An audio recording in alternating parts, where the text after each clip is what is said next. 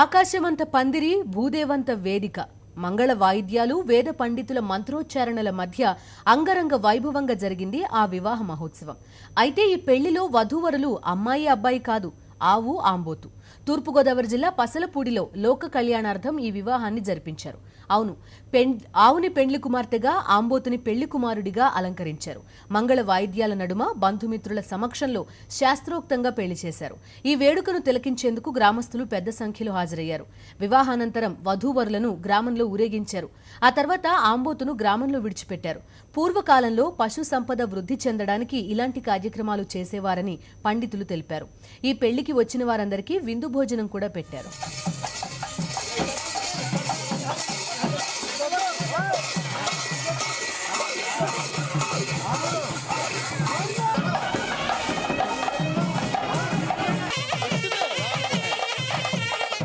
ఏడుకొండలవాడ ఏకస్వరూప